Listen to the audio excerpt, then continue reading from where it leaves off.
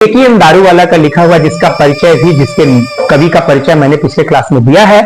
Fire him के group discussion और composition में क्या क्या पाए हम लोग। जैसा कि हम लोग पहले भी जानते हैं कि कविताओं को पढ़ने के साथ हम लोगों को पहले उसका ग्रुप डिस्कशन और कंपोजिशन पढ़ना चाहिए, जिससे हमें पता चलता है कि ये कविता है, मतलब इस कविता में कॉन्सेप्ट क्या है, कौन कौन सी चीजें इससे हम लोग जानेंगे। जैसे रहीम के दोहे में जब हम लोग स्टार्ट किए थे 11th में, याद कीजिए जब बात करते थे कि रहीमन पानी राखिए बिन पानी सब सून, पानी गए न उबरे मोती मानुष चून।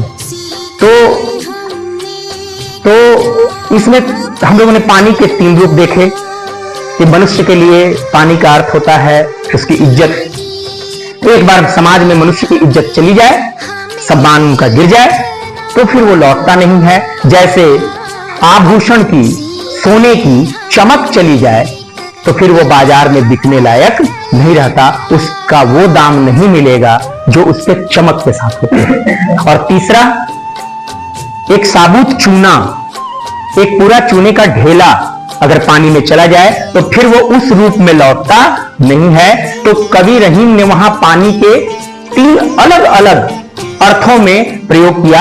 जब हम कोई चीज का ग्रुप डिस्कशन और कंपोजिशन देखते हैं तब पता चलता है कि हमें इस कविता में कौन कौन सी बातें जानने को मिलेगी। कोई शक? पहले भी हम लोग ग्रुप डिस्कशन और कंपोजिशन देखे हैं, इस बार हम लोग ग्रुप डिस्कशन और कंपोजिशन में क्या देख रहे हैं कि फायर हिम में पता चलेगा हमें आग के बारे में। पाप, जिसके बारे में पिछले क्लास में हम लोग बात कर चुके हैं कि पाप का मतलब क्या है, कैसे जाने कि ये पाप है, हम इसका डिफिनीशन कैसे समझें, हमें कौन ये बताए। जाहिर सी बात है हमारी धार्मिक किताबें, नैतिक शिक्षा की किताबें ये बताएगा कि भाई ये करना पुण्य है, ये करना पाप है। उसके अतिरिक्त लेखक का क्या सोच है पाप के विषय में। फिर उसके बाद धर्म के बारे में हमारी अपनी मान्यता।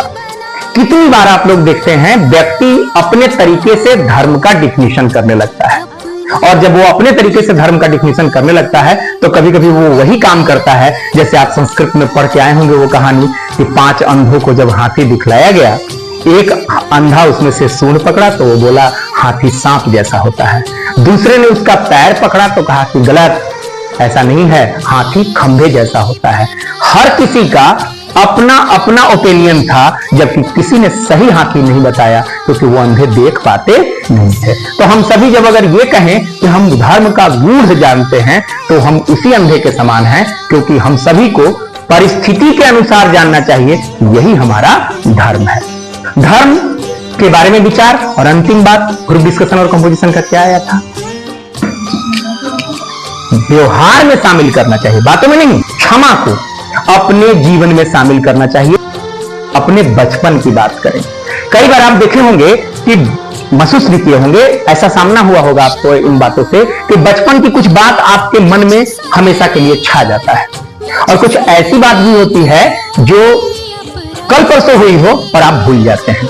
ऐसा नहीं है कि आप उसे याद रखना चाहते हैं या भूल जाना चाहते हैं, आपके मन पटल पर, मन मस्तिष्क पर कुछ चीजें हमेशा के लिए छप जाती हैं, आप ना भी चाहें तो भी याद रह जाता है।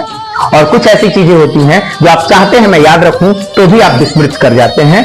तो इस बात में, इस कविता में कवि के बचपन की भी बात आएगी और उनके युवावस्था की भी बात आएगी, क्योंकि मनुष्य के जीवन में ये 2 क्षण बड़े महत्वपूर्ण हैं।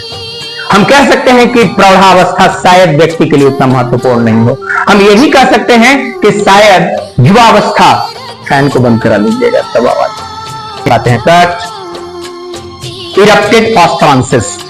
कवि एक बार इधर से गुजर रहे हैं, एक जलती हुई घाट देख रहे हैं, श्मशान से गुजर रहे हैं। अभी हम लोग कवि के बचपन वाले फेज में रहेंगे। किस फेज में होंगे? बचपन में।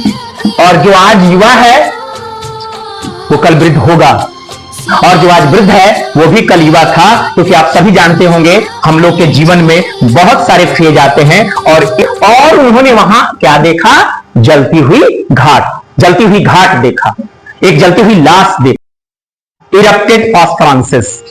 कवि एक बार इधर से गुजर रहे हैं, एक जलती हुई घाट देख रहे हैं, श्मशान से गुजर रहे हैं। अभी हम लोग कवि के बचपन वाले फेज में रहेंगे। किस फेज में होंगे?